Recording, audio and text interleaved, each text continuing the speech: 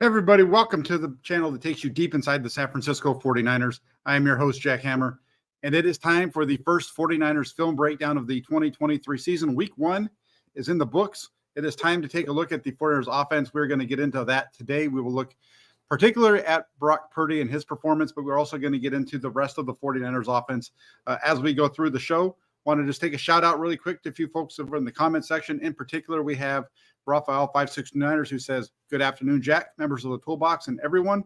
Good to have you on board, Raphael." And he also wants you to like and subscribe. So if you guys can remember to do that as we get through it. Trayvan 6890 says, "I looked forward to these videos all summer, especially after a win." Yeah, these are a lot more fun to do after a win. I know you guys enjoy watching those a lot better. So we'll get to that. The Gabe Stivers show wants to know if I'm going to be doing a show with Rob, yes or no. The answer to that's yes. We just got to figure out a time. My schedule's up a little tough right now. Not his fault. That's on my end. We were supposed to do something last week. Actually, it didn't work out, but we will do that. I promise. And let's get on with the show. Let's bring it up. Let's get the offense on here. And we're going to start right off the bat. First play of the game, 49ers all the way out to the 46 already. Good defensive start to the game. You know, remember the 49ers defense nails in this game. The first 5 Pittsburgh possessions, 3 and out. One of those was a turnover. And they get this one right here after a nice quick stop. They're already out near midfield to open up the game. So 1st and 10 from their own 46. They come out in 21 personnel. Our buddy over here, Gav, wants us to keep an eye on the number of targets that Kyle Juszczyk gets. But I want to say, as I'm bringing this up, because I wanted to point out, even though Kyle Juszczyk doesn't get any targets in this game, he plays an important role because his ability to do multiple things for this offense. We talked about it before the game, about utilizing Juszczyk in kind of that second tight end role. Instead of using 2 tight ends, you can actually just do it with Kyle Juszczyk. And they did that, especially early on. The 49ers ran a lot of 21 personnel. It wasn't until later in the game that you started to see them really getting into the 2 tight end sets. And that's mostly just because they were trying to run the ball and they're getting 2 backs, 2 tight ends. We're going to run power right at you kind of stuff. So just wanted to point that out. So you're going to see a lot of 21 personnel as we go through this film from the San Francisco 49ers. Opening up the game here, you see down here at the bottom of the screen, this is actually Kyle Juszczyk down here at the bottom. So they are in 21. You've got the fullback down here at the bottom of the screen. Now you've got Samuel motioning. You have, who is that? That's Christian McCaffrey next to the quarterback. And then down here in the slot, just to the bottom of the hash marks for a college field, is Brandon Ayuk. And they're going to come out throwing right off the bat. They're not going to give Purdy a chance to get into the flow of the game. The 49ers want to come out, and they're going to get the ball out quick. This is very similar to what we saw from them out in Las Vegas and throughout the preseason. Come out, get the ball out of your hands right away, open it up, utilizing the passing game as an extension of the run game. Just a quick throw. The middle is covered. He knows that he's not going to get Kittle, so he goes right to Deebo Samuel. The flat defender kind of drops off to go to Christian McCaffrey. It leaves Deebo wide open for that little quick hitch. And this is the kind of stuff that they did a lot early on. Good block there by Colton McKivitz. We'll get to his game as well as we look through this. Colton McKivitz, 3 sacks yesterday, 1 quarterback hit, 1 quarterback pressure. Started off actually doing a pretty good job. He was solid early on, struggled a little bit later on. We'll see why we'll point out some of that as to why that happened. But ball comes out quick, and Samuel just loses his footing right there. Goes down after a gain of 6, excuse me. So I'm going to fast forward just a little bit because we are going to focus mostly on – I want to focus this mostly on Brock Purdy, but we'll do some of the stuff in the running game. This is the 3rd and 1. Try to run it up there and just look at the pile created by the Pittsburgh defense. Just hard to get a push when you have 4 on 3 basically in the middle right there. Watch, they're going to just all slide down, pinch in, and the 49ers are going to use that to their advantage as this game goes on. So here's the thing. 4th and 1, you're on the other side of the field, first possession of the season, and Kyle Shanahan does not worry about the fact that it's 4th and 1. He just decides we're going to go for it right here. Comes out, 21 personnel still. It's going to be a little play action. Boom. Get the ball out of his hands quick to George Kittle for a nice gain of 11. But this is an easy Nice little play design, little play action. Get the ball out quick to the flat to Kittle here. Puts it on him where he's able to turn and run. And it's a nice run after the catch by George Kittle. That's the difference between Kittle and the rest of the tight ends on this 49ers team, is their ability to make the play after the catch. Russ Dwelly has really nice hands. He just doesn't have the ability to do this kind of stuff once he gets the ball in his hands. He doesn't have that stop and start ability. Holland Tracy asked, "What's up, Jack? Hey, Holland, you're a member of the Toolbox. That's why you get shouted out. Hey, it's good to have you on board. Thanks for watching.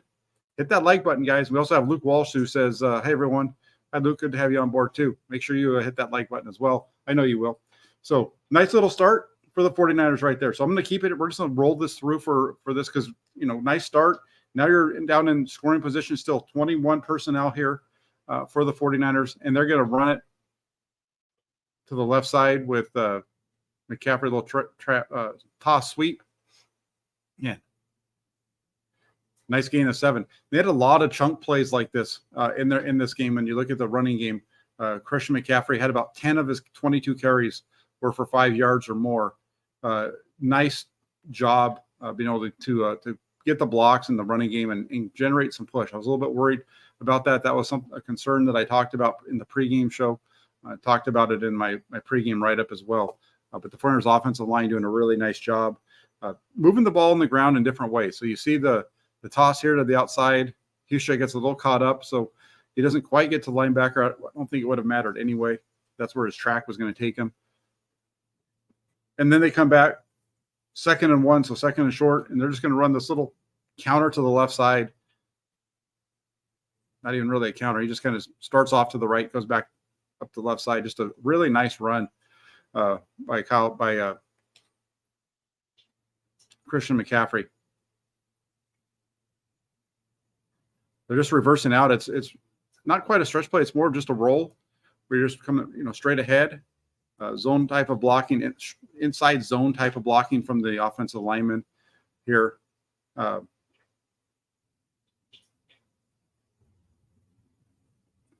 Just a little step back and then up the field. And, one thing with McCaffrey is the field vision that he has. He sees the holes open. He's not afraid to stay on the track because he can see what's coming. He has really nice vision. He trusts in his offensive linemen to get where they're supposed to go. And the other thing about it, he's always cutting tight to the offensive lineman. That's the other thing that you'll notice, especially when you watch him from behind. And this angle, watch how tight he is to the pile. He doesn't have to take it wide to get, he doesn't have to have a huge hole. He just needs a little crease. Give him an opening, and he's going to get there. Notice how he's not really far away from. He's right off of that block, right there on the inside to get that nice little seal, and he just goes right up through there. Nice 17-yard gain. And what's the thing with McCaffrey? He's not a really big guy. He's not like prototypical guy that you'd think of as being a big, tough inside runner, but he is a very good runner between the tackles. Something that I remember a lot of him from his time at Stanford. It's carried over to his play here with the 49ers. I worked for him at Carolina as well, but he's just a really good inside runner, especially, like I said, for a guy that's not the biggest. We have Sasha Brady in the house. Says, hello, 49ers, wherever you are. Let's enjoy Jack at work, our very own 49ers professor. Thanks, Sasha. Good to have you on board. And it is now 1st and 10, 1st and goal, not 1st and 10, 1st and goal from the 8-yard line. And this is just wide open play action. Watch the linebacker step up off of play action. And that just opens everything up. Now they have one-on-one with at the top of the screen between Ayuk and Patrick Peterson. This isn't even fair. Purdy looks to his left to kind of draw everybody, comes back, and it's wide open. Look at the hole between where Ayuk's cutting. You have two guys following Deebo Samuel. So somebody was asking about decoys. Niners decoys will be taken by teams per game video. Look at this decoy right here with Deebo Samuel around. He's right there between the T and the S. He takes two guys with him. And that opens up the hole. Brandon Ayuk wide open for the touchdown. Just a really nice. And the other thing too, when you watch Brock Purdy, the biggest thing with Purdy is how quickly the ball comes out of his hand. Looks to the right, step back, boom. It's all quick. There's no hesitation. Fast stuff. And that's one of the things. I thought they'd score 23 points in the game. I was off a little bit. Going through the history of the 49ers on opening day. they've had a lot of poor quarterback play. That's been one of their biggest reasons that they haven't done well on opening day, and they didn't get that this year. They got solid quarterback play out of Purdy in this one, really throughout. There was a couple of hiccups that we're going to get to, but for the most part, he was solid. Sasha, awesome! Thank you so much for joining. We got Sasha as a new member of the toolbox, so thank you so much, Sasha. Great to have you on board. Opening up the second possession, a couple of runs to open this up. So they start off. Or excuse me, one run to start off. They run off to the left side here. They lose a yard, so you're going to get 2nd and 11. Still 21 personnel. They ran 21 personnel almost entirely on that first possession, and now they come back to open up the second one. They're still in 21.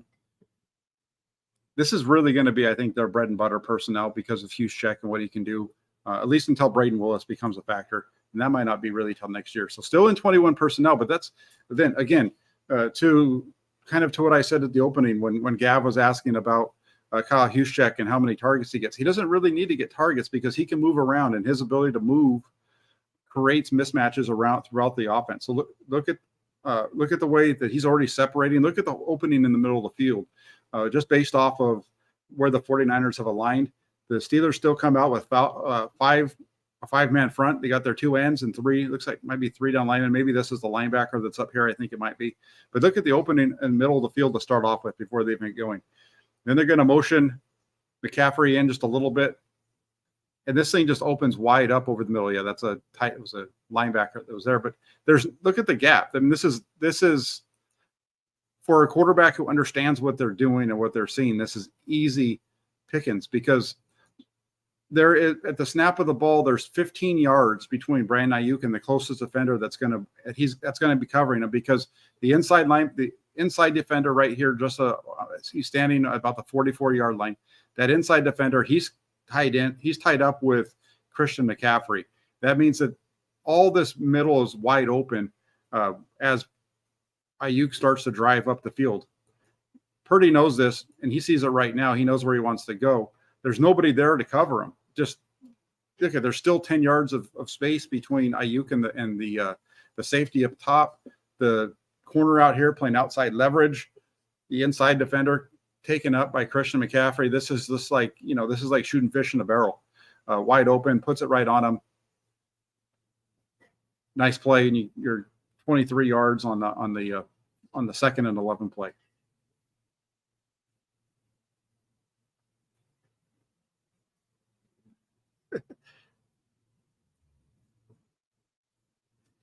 So really nice opening right there for the 49ers so far.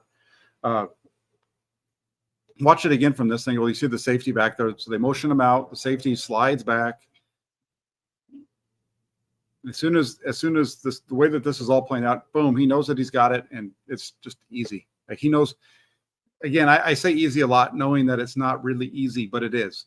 The way that all of the movement, it's there for him to see quickly.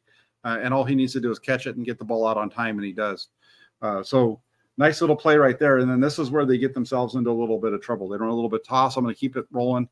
They run a toss out here to the right side, and you get a hold by Spencer Burford up at the top. Anytime you see an offensive lineman do this, you know that he did something he's not supposed to do. It's almost like he's getting arrested. He's putting his hands up. Watch. You see him? He hooks him right there, puts his hands up. That's an easy call for the ref. So because of that, though, you end up instead of getting a 2nd and 8, now you're stuck in 1st and 20.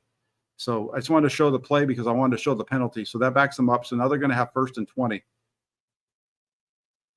And now, this is a situation we talked about, during training camp. I would talk a lot about how different days they worked in different situations. Some days they do 1st and 20 situations. Some days they'd work in the red zone. They'd work all these different things, right? So this was that 1st and 20 situation that we saw in training camp, something that he struggled with a little bit at times. It was a little bit of a mixed bag, right? So you come out on this one now, it's going to be 1st and 20, and it's going to be a nice little setup for him. They're, 1st and 20, you're not going to get all 20 of that back right to begin with. They're going to try to get it, but instead just takes the quick underneath route to George Kittle to the right side, pick up 6. again, just watch how quickly the ball is coming out. 1, 2, 3, and there's just nobody around him because he's getting the ball out of his hands so quick. The defensive line, offensive line is doing okay, but I mean, at the same point, I mean, the ball's just coming out so quickly. There's nothing really they can do unless they were coming unblocked. Not the best throw in the world, a little bit behind him, but good stuff. And then this is where it gets a little interesting for me. So this is, one of the things when you watch Brock Purdy is he's not afraid to be aggressive. That's one of the reasons why the whole dink and dunk moniker that came out this offseason. And, you saw people pushing back on that, especially Kurt Warner. He talked about how Purdy would take the shots when the shots were there. So this is an example, I think, on this next play of a guy taking a shot that doesn't need to be taken when a shorter dink route was open. Right. So this is going to be, so it's now, what is it? 2nd and 14. And he's going to go to the top of the screen to Juwan Jennings. You see Jennings right there. He's going to cut it to 20 and the pass gets knocked away. That's a play in which he's trusting Jennings to win the route. Jennings matched up with Patrick Peterson. It's clear the 49ers wanted to take shots at Peterson and go after him. So 2nd and 14, instead of taking the underneath stuff, he's going to go right down the field on him. About 14 yards down the field here, down the middle. Peterson does a nice job of getting his hand across. It's an incomplete pass. That's a well-covered play by Peterson. Again, this is where it's open and it's an aggressive throw. That's why I push back on it. The better play here, I think, is actually to take the dink. If he throws the ball under, if he stops right here and instead of throwing this thing to Jennings over the middle and he goes to Deebo Samuel, who's running free across, I think he probably is going to pick up about 10 yards, maybe even 14. Might even be able to pick up the first down because look at the free run that he's going to get through the secondary, right? If he just takes the nice easy underneath route to Deebo Samuel down here. Instead, he takes the aggressive throw on the end cutter, 14 yards. It's a tougher throw because of the coverage. And you get the play made. But look at Deebo Samuel, and even Deebo's kind of like, man, I wish the ball had come to me because I probably would have, might have even got a house call. So I agree with you, KW 24-21. Go to Deebo. That's the one that's open, but I do like the fact that he's aggressive down the field, and you see it over and over and over again. When the plays open up to take that shot down the field, he takes the shot. And it's not necessarily, when I say shot, I'm not saying it's got to be a shot that's got to go 60 yards or, you can't throw 6 yards anyway, but a 30-yard shot. This is a 14-yard shot down the middle. This is a tight window throw that I'm going to make. Tight, good coverage by 20 to get his hand around and knock it away. Sasha Brady comes in. He says, Trish Sims had an interesting take on Brock. Said Kyle Shanahan was odd by how he sees plays that even he doesn't. And I think, again, it's knowing where the kind of having an understanding of the offense, feeling like you know where people are going to go and take those throws. And I think that's the biggest thing with Brock Purdy is that most of the time the ball comes out quick. And even when he's going to that second level, the ball's coming out fast. And I agree with you here at KW 24-21. He wasn't open. It was covered. It was tight. I liked him. I like him being willing to take that shot to give his receiver a chance. In the grander scheme of things, take the underneath throw, let your playmaker make the plays. Again, that's just my own view of it. I like being aggressive. I think this one on Purdy's part's a little over aggressive, but still, this points to, people have talked about him having a gunslinger mentality. That's kind of what this is, right? Taking that shot down the middle, even when it's not quite 100% open. They come back here on 3rd and 4. Ends up having to move over a little bit with some pressure on 3rd and 14. They're in 11 personnel here. That's 2nd and long, third down. That's when they get into their 11 grouping where they have 3 receivers. And this one, he holds on to the ball. He's looking to the left side. I don't really know why this ball doesn't come out to either of the 2 players down here at the bottom of the screen. I think you have Christian McCaffrey. I think this is Juwan Jennings also down here. Get the ball to Christian McCaffrey right here. Let him go one-on-one with this linebacker, right? You don't have to make things harder on yourself than they need to be. This is an easy one. You're looking to the left side. You've got him. You've got an open receiver over here to the left side. That's the side that you open. I think he's looking to start with.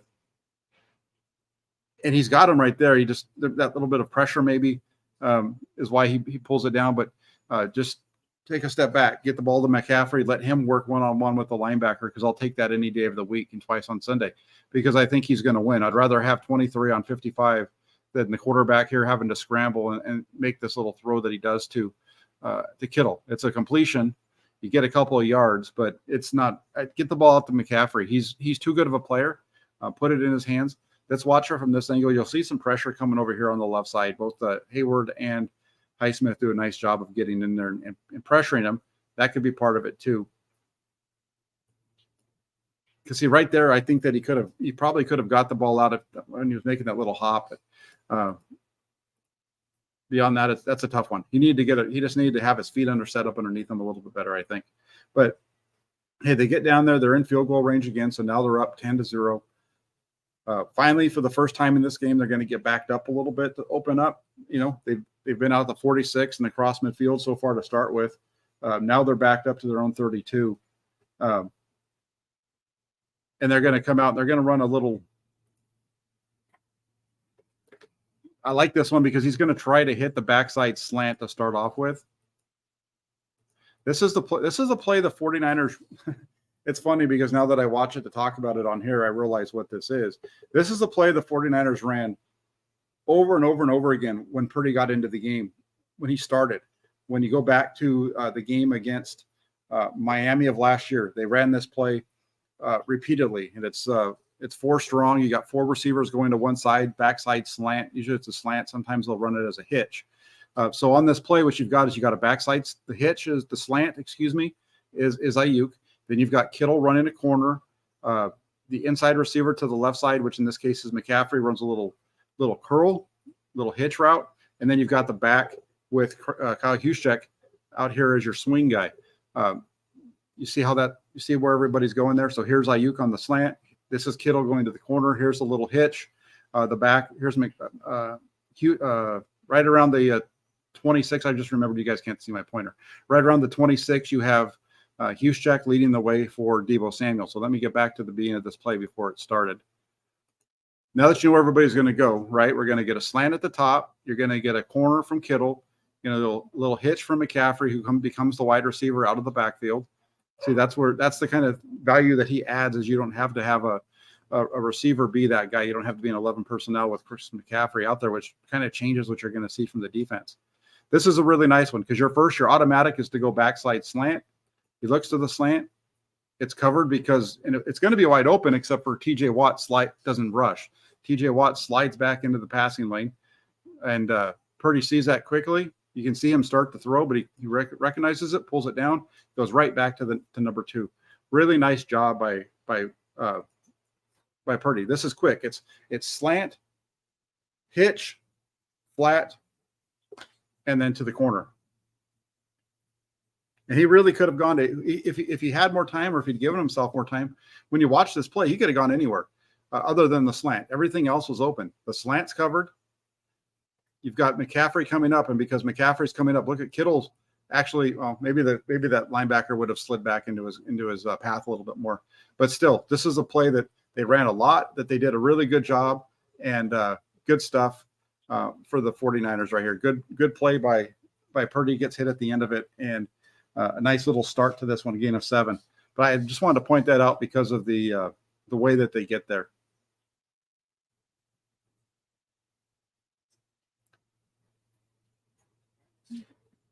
That's why. And the other thing I want to point out is they've ran this play so many times, and so I've seen this a lot of times with McCaffrey or with Brock Purdy. Is once they get film on him, they're going to be able to stop him. Jesus says more and more film will expose Niner offensive tendencies. Look, this is a play that they run all the time. They're doing it out of different formations and groups, and they have so many different. And this is where Brock Purdy, why he is so good, is they have answers to whatever you do defensively. It's a matter of if the quarterback can get to the right answer. And if you've watched this with Purdy throughout, starting last year with the Miami game, you've seen him answer that question over and over and over again. He knows where he needs to go. and make the right read and get the ball to him.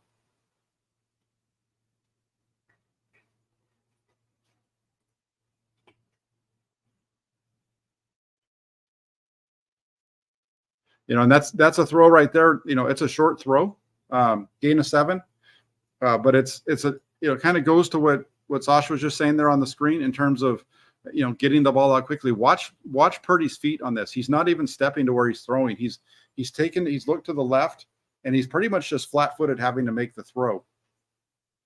See that he's there. He gets himself turned around, but he's not able to step into it. He's just throwing it.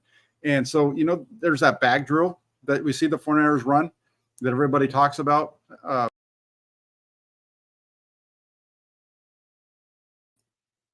That bag video where they go side to side this way, and then they throw to one side or the other, depending on where Brian Greasy tells them. That's an exact example right there of why they do that, because you've got to be able to make throws without stepping into it, without having your full base underneath you like you normally want to do. Still having a base, but not being able to drive off of it using just your arm and your upper body to make the throw.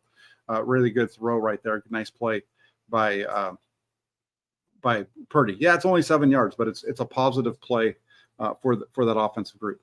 From there, now they're facing 2nd and 3, and you're going to get a nice little run from McCaffrey over the right side for a gain of 5. Again, just look at that hole.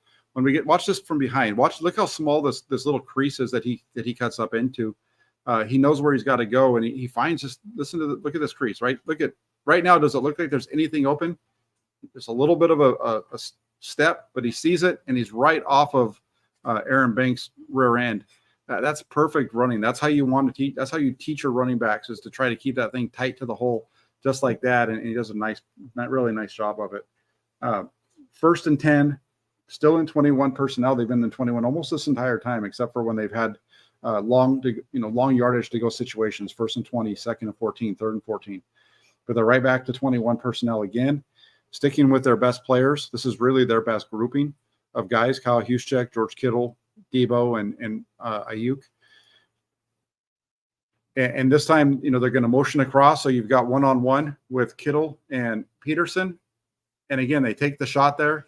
A nice play by Patrick Peterson. This was one that they were lucky. This was a good throw by Purdy, because if this is off the mark at all, it's right into the chest of Peterson for interception, because he's undercutting this route.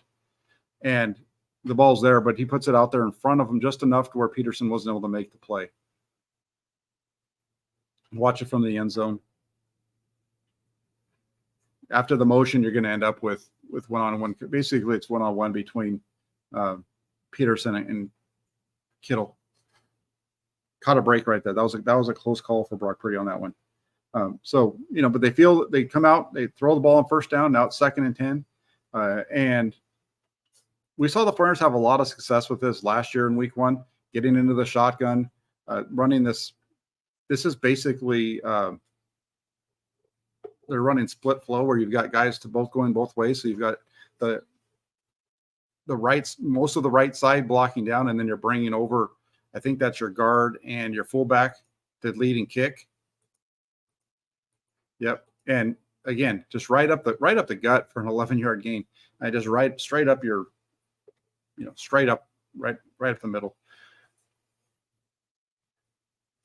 So what you're going to see pretty much everybody's blocking down except for the guard and Kyle Juszczyk. They come back the other way, and they're leading up into the hole. The first guy's kicking out, the second guy leads up into the hole. So Juszczyk's leading up into the gap, and just really nice job by McCaffrey to be patient to the hole and explode through it. Again, I wrote about this today, 49ers.pressdemocrat.com, in my post-game thoughts. Just watch the way that he runs the ball, the patience that he has, sticking with it and seeing it, and that vision that he has to be able to get right where he needs to go. And just as they make the blocks, he's through. It's the timing, it's the vision, all that stuff with Christian McCaffrey that's just so good. So 11-yard gain there. I'm going to fast forward it just a little bit. They're going to run on this play. They run this little toss here, and they get stopped for a gain of 1. Kyle Juszczyk just gets beat by TJ Watt on the block on the little toss power out to the right side. Watch it again. Here we can watch it from the back. We just don't watch it from the side. He just there's nowhere. You can't get around it because of the position that he's in. So you got to cut up inside, and Watt just tosses Juszczyk out of the way. So now they come back, and this looks like, yeah, so they're motioning him across. You're going to get it's an easy slant out combination. So you get the out route by the motioning tight end, and then you get the slant by Brandon Ayuk. So you're reading the flat defender to see where he goes. They're chasing him, and it's an easy read. Look at, Purdy's already throwing the ball almost as soon as he's got it in his hand. He knows where he wants to go because he sees the runner with Ross Dwelly. Ball comes out quick, hits him in stride. First down, gain 10. Just watch how quickly the ball goes from the center to a 13. Boom, flip out of his hand on the money. Just it's quick. Off of the defensive line doesn't have a chance. The defensive line doesn't have a chance to get there when the ball's coming out as quick as 13's getting the ball out of his hands. So this is exactly what we talked about prior to the game yesterday. Help your offensive line by getting the ball out of your hand quickly, because that way the defense, you're not going to have that pressure that you would otherwise. So nice play here by Brock Purdy. Nice job by Brandon Ayuk. That was a good read to start off with. False start here by Spencer Burford. I think that takes us to the end of the quarter. It does. And then this is just a really nice pass. This is another throw into that intermediate area of the field. When you go back to last year, Brock Purdy in 2022 completed 80.4% of his throws that traveled between 10 to 19 yards past the line of scrimmage. 80.4. In this game, he was 9 of 10 with a touchdown. Thought he had 2, but the second touchdown was a little bit further than 19 yards. But as you watch this, let me stop it right here. So you see the linebacker that's on top of the tight end. He's right there. He's at the 31-yard line on the college hash mark right there. Purdy sees him widening, and with that vertical route, and Juszczyk going into the flat. And as soon as he sees him widen, he knows that he's going to have the gap behind him, and he takes that shot to at this point right here, he already knows that he's going to Deebo Samuel. That's how quickly it all happens. And it's not the best throw in the world. It's a little bit behind him. Deebo, with his aggressiveness, makes up the difference, but hits his foot, step, and throw. It's coming out so quick. He knows almost as soon as he hits his back foot, as soon as he sees that linebacker widen a little bit, he knows where he wants to go. So watch 54. You're going to see 54 slide and widen with the vertical route. And as soon as he does that, he knows where he's going. As soon as 54 moves, the ball goes right behind him. It's really nice from Brock Purdy. Watch 54 widen, boom, turn my head and go. He's using his eyes too. That's the other thing. It's not just about the route. Watch Brock Purdy. Watch where his head is on this. When we watch this view from behind, you'll see Purdy looking to the left, right? Purdy's going to be looking to the left just a little bit, and that he kind of with his body, right? We can't really see it so much from here, but he's moving that linebacker with his eyes, 54, and he knows as soon as he moves him that he's got this middle opening, and he's just aggressive. He takes the shot. You could have thrown this underneath. The George Kittle had a nice little gain, but instead he's aggressive. He's pushing the ball down the field to that next level. Nice completion, nice catch by Deebo on the back end. It's a 22-yard gain, and they're right down there inside the red zone.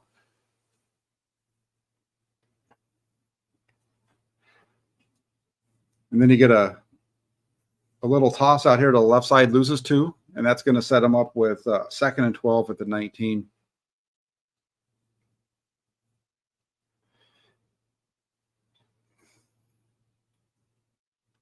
Just nowhere to go. They're overlook at how many guys. There's too many bodies out there for them to get everybody blocked up. Doesn't work out. So they come back 2nd 11 at the 19. They're going to be in 21 personnel. There's 2 backs on the field.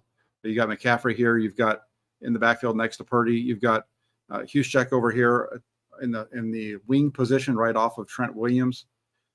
and motion across for Debo. This is the touchdown pass to Brandon. Now you can watch this throw. Just watch it. Opposite hash. That's a dart. There's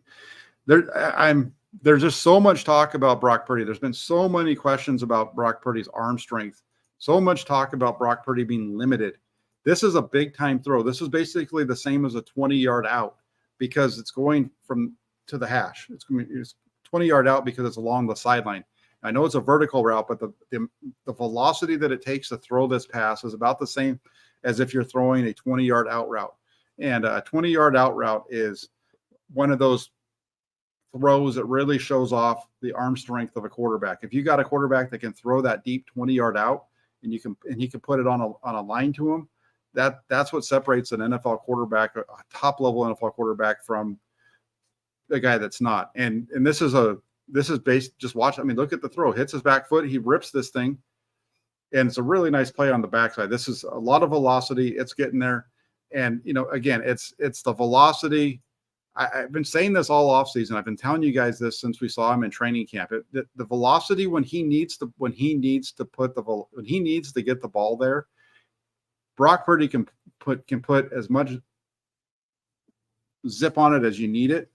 And again, this is just a really nice, well-placed ball, nice catch on the backside by Brandon Ayuk. And yeah, I would put this, I would say, if there's people that are still questioning, if you see somebody question Brock Purdy's velocity, his arm strength, his ability to make the throws that they ask to be made in this offense with Kyle Shanahan, just show them this film, this play, and show it to them over and over again, because this is a really nice example. This is just one of them.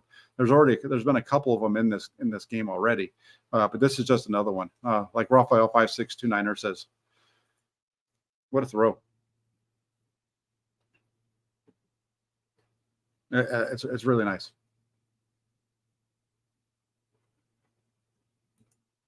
So nice touchdown. And at this point now they're up, I think it's 20 at this point. I think they're up 20-0. Actually, no, it's 17. So now they're up 17-0. Coming back out, get the ball at midfield again, another defensive stop. You get great field position. And they're gonna shoot themselves in the foot right off the bat. They got this orbit motion by Debo, and this would have been a great play in Canada, right? If you watch Canadian football, you can attack the line of scrimmage as a receiver, right? You go in motion, you can actually motion towards the line of scrimmage. This was a good play in Canada, not in the NFL, where you can't be motioning towards the line of scrimmage at the snap. So right off the bat, they put themselves in a little bit of a hole. 1st and 15. Come back with a little. They're going to come back after this with a little. Even though it's 1st and 15, they're going to still run up the gut, little trap, and then So now it's 1st and 15. This is an interesting one because the 49ers, they like to run these deep curl routes, and so you see this in this situation. They're going to run that deep curl right here after the motion by McCaffrey. You get the deep curl route over here by Ayuk, and that linebacker, though, he sits back. Look at there's only right now there's 5 yards of separation between Ayuk and the linebacker, but part of that is because the ball's already coming out of Purdy's hand. This is like just where it's just the difference between the quarterbacks that the 49ers have had over the last few years. Watch how quickly he makes the decision that he's going to check this down underneath and go ahead and let Samuel work. I would have liked to have seen him do that a little bit earlier. I thought it was open earlier a little bit better, but just really nice. Get the ball out quick. You're going to see the pressure coming. So holding on to throw that curl really wasn't there.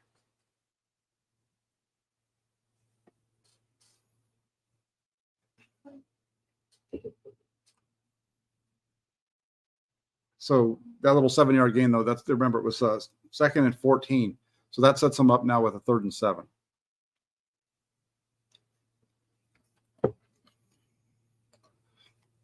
Third and 7 at the 44. 3rd down, they're going to bring out 11 personnel. And this is a really nice ball by Purdy. Nice play all around. Again, just his ability. This is again where he separates from Jimmy Garoppolo. Other than the fact that he pushes the ball down the field at a little bit higher rate, is this right here. His ability to move with his feet. A little bit of pressure, needs to escape, start sliding out to his right.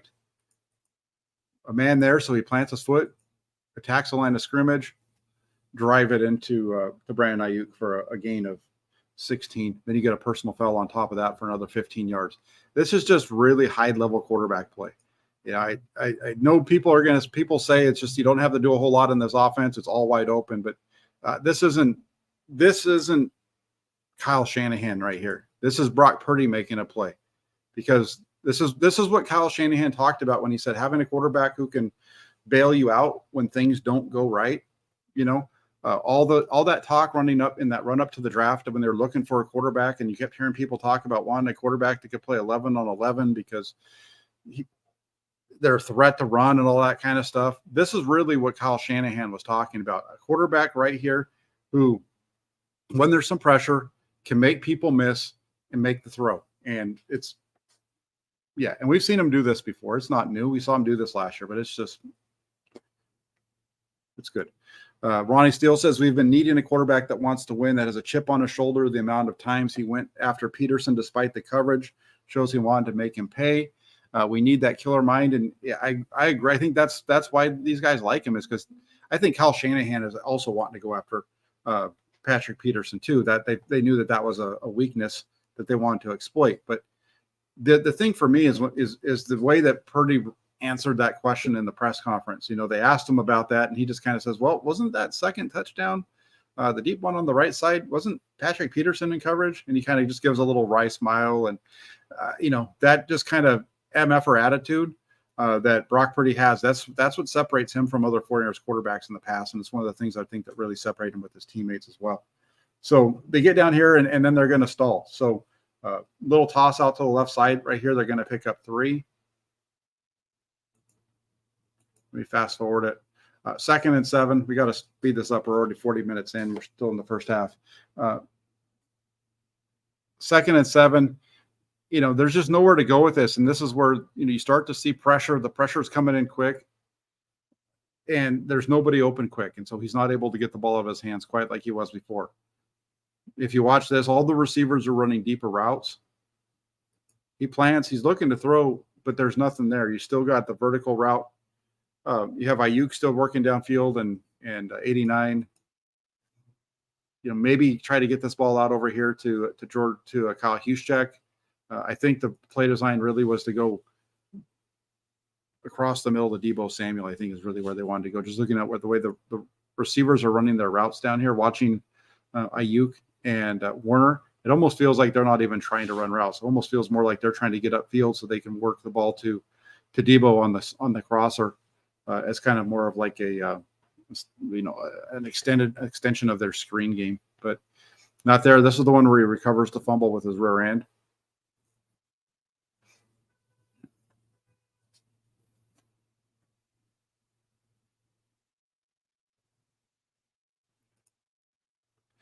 Coming out here, and he gets the ball hit. Does a good job of laying on top of the ball to hold on to it. Raphael with a nice comment there. I agree. I think Purdy is going to be a Pro Bowler this year. Last year he almost won the Offensive Rookie of the Year despite only having 5 starts. So he's going to start, as long as he stays healthy this year. He is going to be a Pro Bowler, because I just don't see him all of a sudden changing who he is. 3rd and 7. You get pressure again right off the snap from TJ Watt out here to the right side, and that forces Purdy out to the left. It's not a bad play right there. So get that thing out there to Kittle. This looks an awful lot like the play that they ran down in Los Angeles that ended up being a touchdown for Christian McCaffrey last year, from Jimmy Garoppolo to McCaffrey against the Rams. They try to kind of run this little thing, and it's covered, though. They got guys all around. Maybe if you just get this ball out to McCaffrey, let him work up inside and work, he's going to have one-on-one with that the corner down there, see what he can do. But pressure comes too quick, and he's not able to flip his hips and throw to the right side. So they kick a field goal, up 20.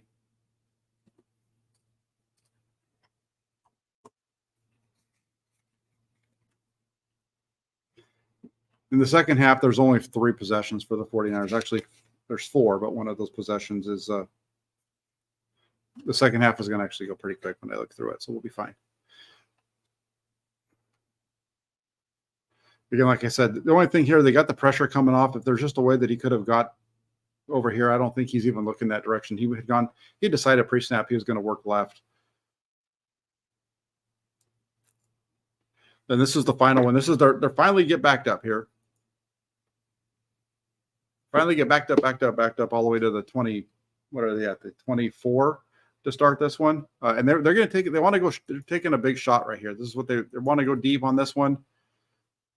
Deep drop. They're trying to get verticals. I'm not quite sure why he doesn't throw this ball over the middle to Brandon Ayuk. I feel like he had Ayuk open and he stopped. I'm not sure why. But if you just watch again, you get the play action. It draws these linebackers up, and you've got Ayuk sit. He sits down, but that ball's there. If you take that and you throw it towards the numbers, as soon as you hit the top of your drop, you have him open. But he doesn't see it right away, and he scrambles it out for a gain of 4. But right here, he has right at this moment right now, he has Brandon Ayuk open, and he has room to throw it. 92 might have knocked the ball down, but that's where I would have liked to have seen the ball go. Would have liked to have seen him take the shot to Ayuk here.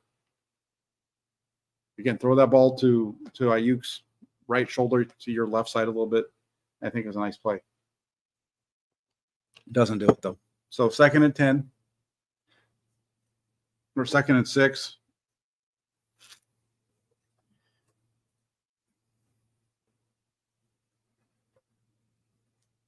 Tries to check it down over here to the right side.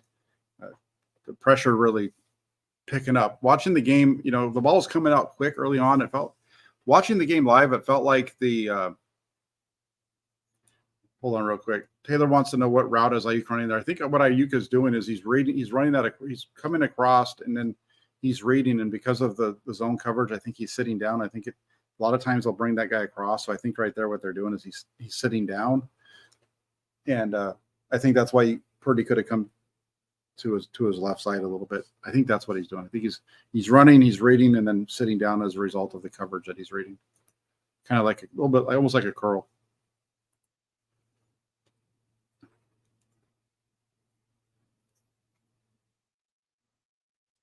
There's times like this where I think sometimes he gets a little too comfortable. When I say he, I'm talking about Brock Purdy, where he gets just a little bit too comfortable in the game, a little too much confidence. He's standing there looking. He's flat-footed because everything's vertical. Look at the routes are all going down the field, so there's nowhere to go right now. Now the ball right now is where the ball should be coming out to Christian McCaffrey. That's should have been coming out a little earlier to McCaffrey right there on that one.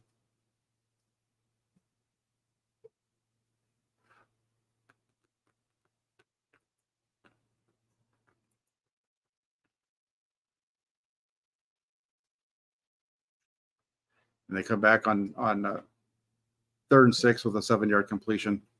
This is a good timing throw by Purdy. Get the ball up a little bit better. Liar running back to make a play after the catch. It's a better play. And they pick up the first down, but that wasn't really a good throw. It's a good throw by Purdy, and that he gets it out on time to the right guy. But the execution of the throw, not good because it's behind him. Basically tackles Purdy right here at the stick for a first down. But they could have probably picked up another 5 yards at least if he makes a better throw. Yeah, you're right, Sasha. In this offense and in any offense, really, quarterbacks have to be able to sell misdirection with the handoffs. They've got to be able to move guys with play action, draw linebackers up to open up that middle of the field, because the Flyers really like to target the middle of the field off of play action. So that's where being good in terms of being able to utilize that play fake is a big piece of it with them.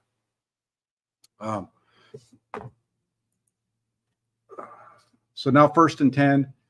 They're going to run the ball a bunch of times here in a row. So let me fast forward it just to get through. So they're going to come out after that one. They get a first down.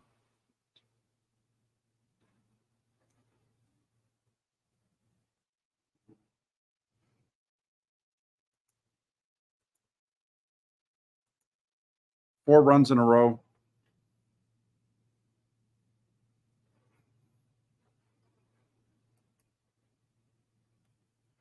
So that sets them up at 1st and 10 at the 49. And this is where Brock Purdy separates himself from the other quarterbacks that they've had coming up on this next play. So it's 1st and 10. It's going to be the 2nd and 8 play. 1st and 10 here, they pick up a couple of yards by McCaffrey. But it's this play right here where you've got a free runner coming off the side. They bring an extra man. The blitzer off the corner. And Purdy makes a miss. And then the throw from there. Nice job. Good work between 13 and 19 right here, because Purdy starts it off with making the blitzer miss. And then watch Purdy here on this one. We'll come back to it and watch it again. But just makes a miss. And then, Debo does a nice job. If you watch Debo Samuel, if you come back and we watch Debo Samuel now, watch him, because he gets kind of caught up and he sees the quarterback. He starts to come, and then he takes a step like he's going to go vertical. That causes that DB to chase, to start running, and he just puts his foot in the ground and he stops, and that opens himself up. And a really nice play between these two for a first down. And again, all the talk about the arm and whatever about Brock Purdy, this guy here, you got an example of him rolling to his left, being able to turn, flip his hips, and make a throw. It's not the best throw in the world. It's a little off the mark. It's a really nice catch on the back end by Debo Samuel out here. But still, that ability to flip his hips and get the ball there, it's, and as a quarterback, when you've got a free runner from your left side, if that guy's going to, this is where you're usually going to do, is try to spin out like that. And he just leaves 39 flat-footed, just a really nice play. Nice job by Purdy to bail out again, situation in which the coach, you got the play call and it's not dialed up. Not everything's working perfectly, but instead of it being a sack, like it would have been with Jimmy Garoppolo 9 times out of 10, I know Garoppolo made a nice run at the end of the game, but most of the time he was going to get sacked and stuff like that. He's extremely quick on that first step. Is very quick, and I think that's what separates him. So they get the first down. Now it's going to be 1st and 10 at the 37. Kyle Shanahan starting to push it a little bit, and they're just on the edge of field goal range for Jake Moody. And this is a bad throw from Purdy. Good job getting to the right spot, but this is a bad throw. He's got Kittle open. This should be a completion, and he misses him. And this is the kind of stuff we see from him every once in a while that sneaks up. Where people talk about how accurate it is all the time, and then there's a throw like this where it's not a good one. That's an easy short throw. You got to stick that right between the 8 and the 5, or at least somewhere within the framework of his body. This one's just too far out, and Kittle's not able to get both hands on it, to really bring it in. It might have, I think they actually dinged him for a drop on this one, but still, it's way over here. That was a ball that should have been right about here, like right here, but it's out here. So that's a bad throw on Purdy's part. So now you've got 2nd and 10, and you've got a touchdown right here. You've got it. And he has Debo Samuel. He's throwing it, and the ball gets hit at the line of scrimmage. And he knows he's got him. He's taking the shot. Again, dinking and dunking, whatever you want to say. 2nd and 10. He knows he's got it. We've talked about him pushing the ball down the field, and he's going to push it down the field here to Samuel steps up, and you end up getting a free rusher at the end of this up into his face, and then they're able to get their hands up and knock the ball away. It's going to be 92. He's going to loop from where he is right now. He's just to the inside of Williams. He's going to loop around and get his hand on the ball right there. If that ball doesn't get tipped and he's able to make a throw, that's a touchdown.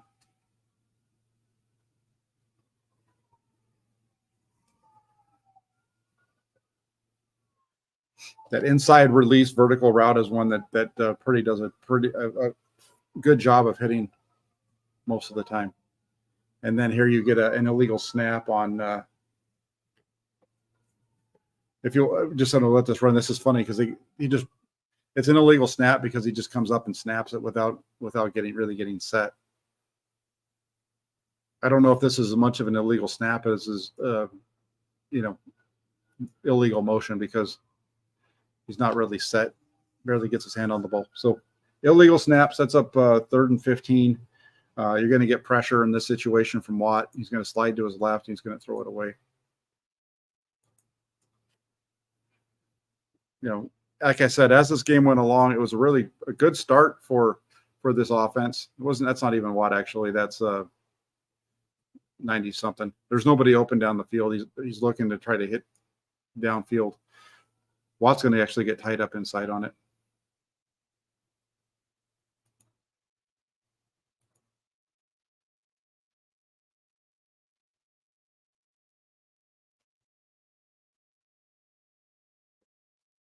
You get the throwaway. So end of the first half, 14-21, 154, 2 touchdowns, passer rating of 119.9.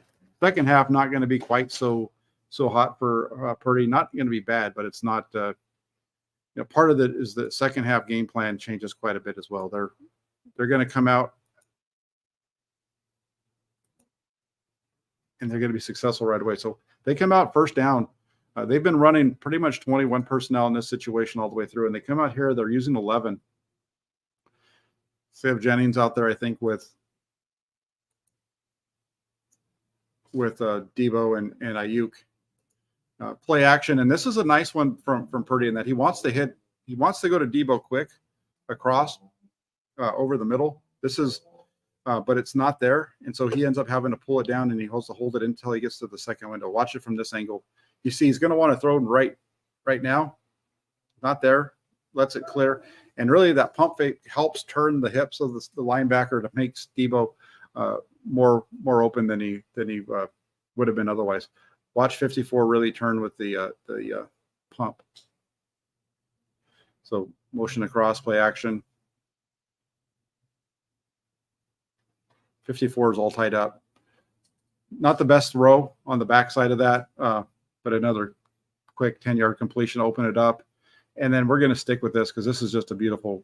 You got to watch this one. Watch Brandon Ayuk on this touchdown run by. It's there. Boom. There's a little crease, and then watch Brandon Ayuk. Boom. Knocks that guy in his butt. And then watch this block down the field by Ray McLeod. All three of those guys, all three of them at the goal line at the end of this play. Just a tremendous job out of all three of them. We're going to watch it from the top view one more time because the play that Brandon Ayuk makes is what springs him. It's going to be a big run regardless, but it's not going to be a touchdown run without this block by Brandon Ayuk.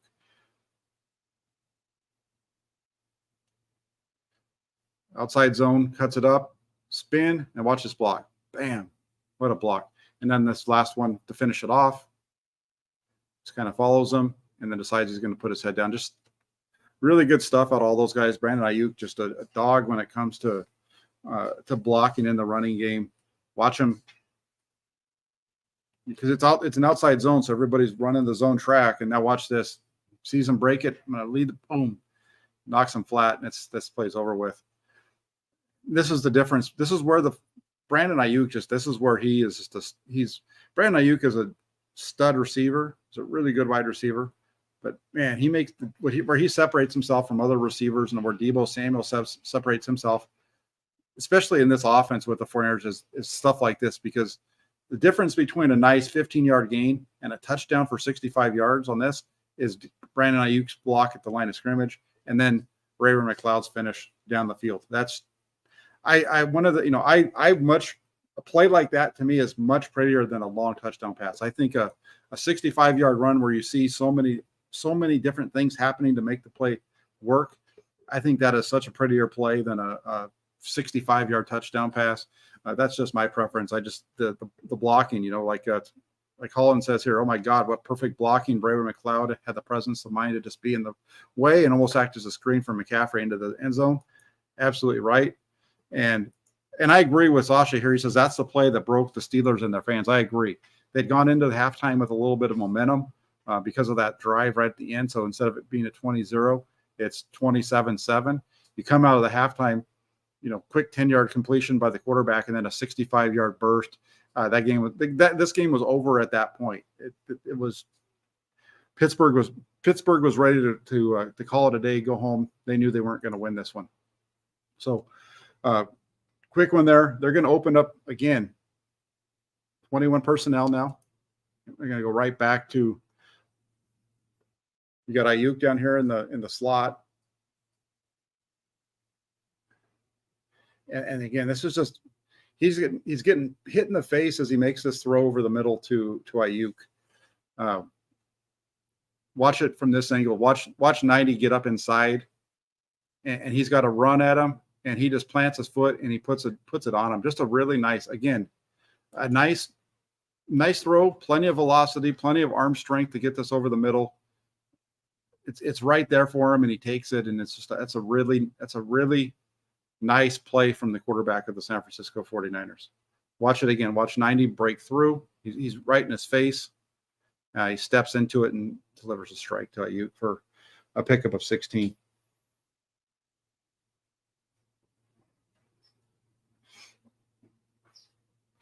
Right now, this is where the 49ers, it's kind of interesting. They come out here on 1st and 10. You would kind of think that maybe they're going to sit on it a little bit, but they don't. But now they've gotten out from their own 17 and out to the 33. So they sit on a little bit here with a couple of runs, pick up 3 on 1st down, lose a yard on 2nd down. They're going to be stuck in 3rd and 8 in a minute. This is the run for a loss of 1 out of 12 personnel. 2 tight ends, 1 back. 49ers running the ball here.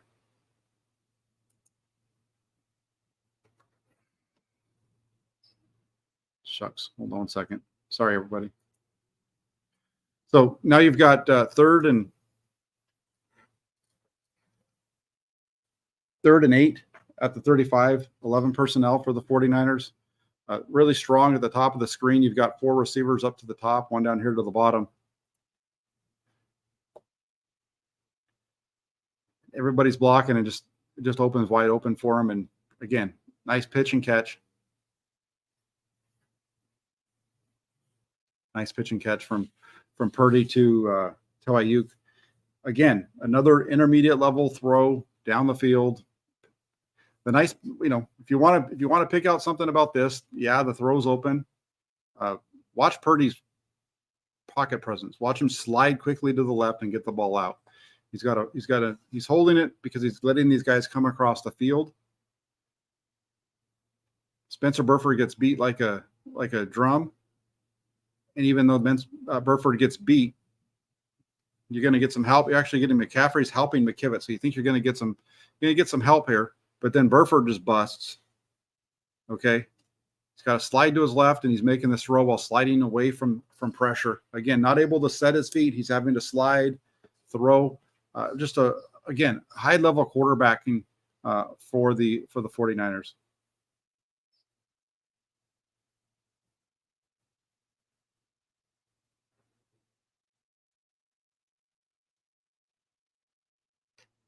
Use check.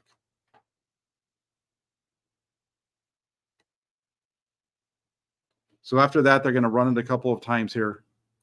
And then we get to 3rd and 6. I think this might.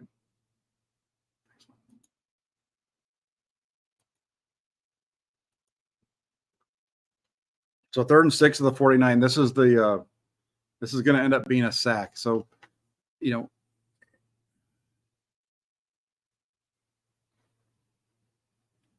just happens too quick. That's the thing. There's no hot read on this play when you watch the way that there's nowhere to go with the ball. Everything's going vertically, and the blitz I think it's just a 4-man rush, but they're all getting home. Yeah. Just quick off the edge. Look at that push all across the board. You got guys getting in there on that one. That was a 3rd and 6, and they send the house, and 90 finally gets around. again, it wasn't the best of games for Colt McKivitz, but McKivitz comes in here and he goes, the Foreigners are up 20-0 before McKivitz gives up his first sack of the day. So yeah, he struggled a little bit. Definitely not the best, but his struggles didn't come until this game was well in hand for the most part, which is kind of odd. So you get that, and now you're getting the ball back right here off of I'm not sure if this was a turnover. I can't remember exactly the situation, but come right back. You got great starting field position. And again, just a free runner around the right side. This one, I think, I could put a little bit of this one on Brock Purdy, though. 1st and 10. Watch, he's going to look down here to the bottom of the screen. He's going to have Deebo Samuel running an out. You've got a 2 deep coverage by the Steelers. I'm not sure why he doesn't go to the throw to Deebo down here to the bottom. Deebo's not really quite running an out as much as a hitch. He doesn't really curl it up as much as I think he's supposed to. But that's open right there at the 30. I think if he throws this onto Deebo's back shoulder, you don't have to worry about 29 making a play. So I really would have liked to have seen that ball come out quick to Deebo Samuel right here, just about the 31-yard line. Because from there, he doesn't have time to get himself turned around to go back to Kyle Juszczyk. I think he's looking here, doesn't like what he's seen.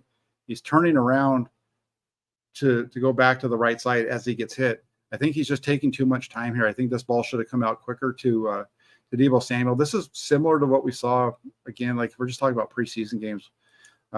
We saw a situation like this in Vegas where there was a throw to be made to Ross Welly that wasn't. I think it's the same thing here. Hit your back foot. Right now, that ball should be out.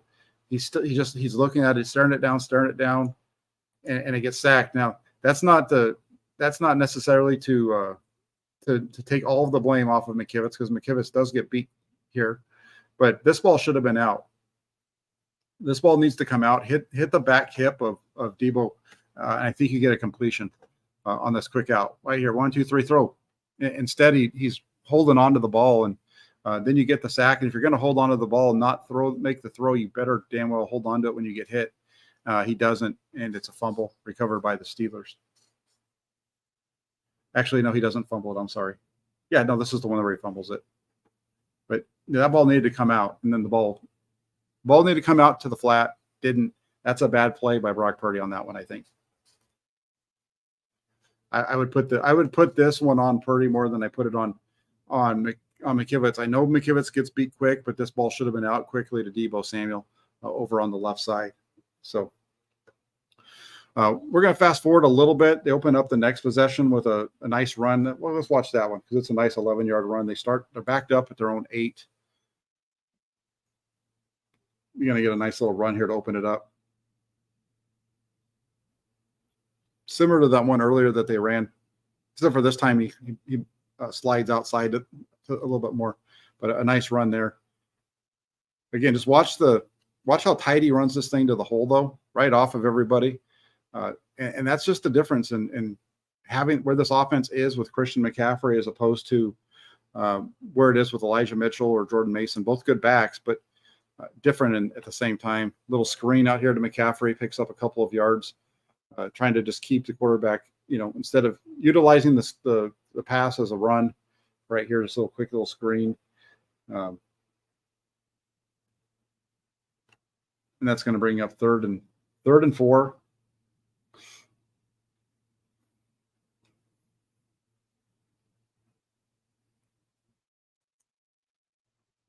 Losing it. So 3rd and 4, they come out there and third down, 11 personnel like they always are. And you're gonna get a 14-yard out to the left side. To Ayuk, puts it right on him. Again, it's the timing, it's the precision. Just it's wide open, and the ball comes out so quick. Watch it from the top just one more time here. This is the opening play of the 4th quarter. They're going to pick up 22. It's a 14-yard out, but watch this. Going to get the ball, 1, 2, 3, set, throw. Right on him. It's open. It's in a good position. A nice run after the catch by Ayuk.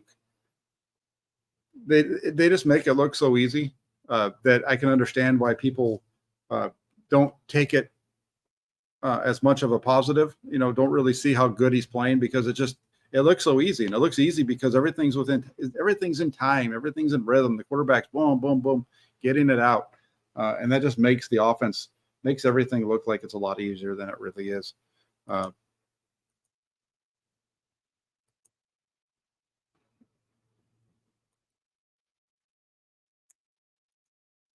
So get this little run out to the left, picks up 5. So it's gonna set them up with a third and 2.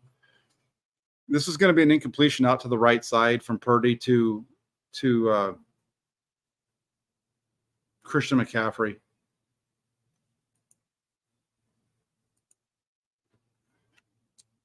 You look at it, everybody's pretty much running short of, short little, you got all these cuts, and then you've got the short routes, and you've got the deeper curl here by Ronnie Bell. And I think if he has a little bit of time, if he has a little bit of patience, he might be able to hit the curl to Ronnie Bell.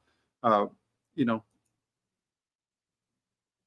ball's just out so fast because of the pressure that's right there in his lap. And this is where, like with the 49ers and their pressure that they generate up front, there's just so many. Watch the wave get kind of blocked into it and pushed back into him. And so he's going to turn and throw this thing quick to the outside. That looks like Spencer Burford. Is that Spencer? Getting driven back down here at the bottom. Yeah, that's a tough one because in an ideal world, I think you'd like for him to be able to sit and throw the curl because the curl's going to be open. But I don't think there's any way that he can sit on this. I don't think there's anywhere that he can move to sit and hold on to this ball and not throw it, not get it out of his hand quickly. I just don't think he has the time because everything's manned up across the board. He's going to get that curl. But you got the pressure there. If he slides to his left, he's sliding right into the guy off the top who is getting around. It's going to be too late. Coming to Bell's open, but it's going to take too late for him to get there. Watch this one. Watch Spencer Burford. He gets driven back into Purdy's lap pretty quick by the blitzing linebacker. And so he's taking his hot rate. I'm pretty sure that against this, McCaffrey's the hot read, so he's going to his hot. It's just not an accurate throw. But I think he's going to the right spot. He's got a blitz, so off the blitz he's going hot, and the hot just is a bad throw. And there's not a whole lot left in terms of throwing from Brock Purdy, but there's a couple here we need to show.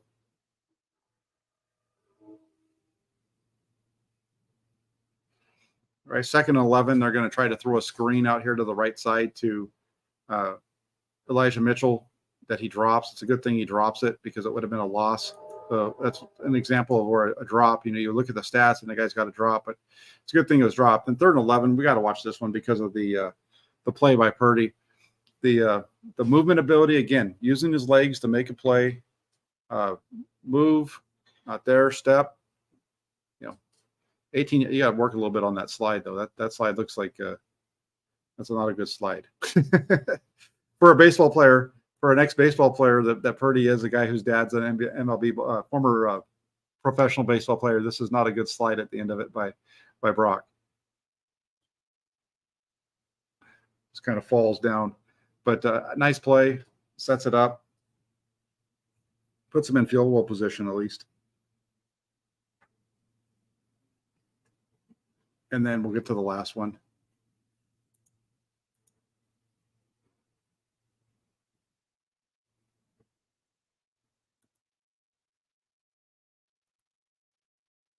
They're an 8 at the 22. And again, I think this is where, he's going to decide that he's working to the left. Pre-snap. Again, I think the left side is a little bit more hot. You've got a blitz, so you got to get the ball out quick. You really don't have time to let everything develop that's happening down here at the bottom of the screen. So I really think that's why he goes to the left side. It's a bad throw to Deebo, but I think he's going there because of the blitz off the right. You got that free runner coming, so you don't have time to sit here and develop, because if you have time to sit, it's going to get open on the bottom here, but that's part of it, right? they're letting things get open on the back end because they're going to come after you on the front end. You get this pressure, he's got to go quickly to Deebo Samuel, and this throw is just behind him and off the mark, and they end up kicking a field goal. So not the best end, but again, they're making enough plays. They're moving the ball. It's not quite as consistent as it was in the first half, but you go back and you look at this game overall.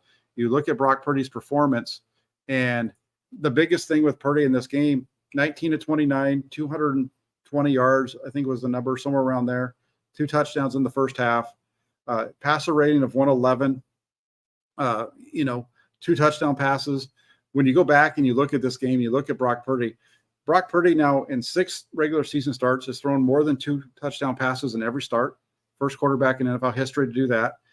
Brock Purdy in all 6 of his regular season starts has a passer rating over 95. The first quarterback in NFL history to do that through their first 6 games. So Brock Purdy off to a hot start last year, carried that momentum into the playoffs, ended up getting hurt in the NFC Championship game, so we didn't get a chance to see how that would have finished out. Come back now this year. Everybody's had an entire offseason to watch and get film on this guy. He comes out 19 to 29. Like I said already, you look at his numbers as well. He had a couple of throwaways. There was about 5 throws, I think, that were between the 2 drops, and there was a throwaway, and then there was 2 passes that were broken up. When you look at his on-target throws that weren't throwaways or pass breakups or that type of thing, he was 19 of 24. It was an extremely efficient game out of Purdy. They didn't have to ask him to do much in the second half because the game was over really by the second play of the second half. This game was over with. So solid performance though all around by Brock Purdy. Hope everybody liked the film breakdown, enjoyed it. We're going to do it every week after every 49ers game. We'll try to do it the day after if possible. So keep it locked in here. I want to say thanks to everybody, like I said, for tuning in. Take it for what it's worth. I hope you enjoyed the show. Do me a favor, everybody, hit that like button. After you hit the like button, make sure you subscribe to the channel. And then once you're done subscribing, also make sure you turn on your notifications so you don't miss any of the updates right here on Inside the 49ers with Jack Hammer. I appreciate everybody for making the time. An hour and 17 minutes, and we get you out of here. Thank you all so much. Make sure you keep it locked in here because we'll be bringing you 49ers updates throughout the season and every day. Take care, everybody. Have a great rest of your night. Enjoy Monday Night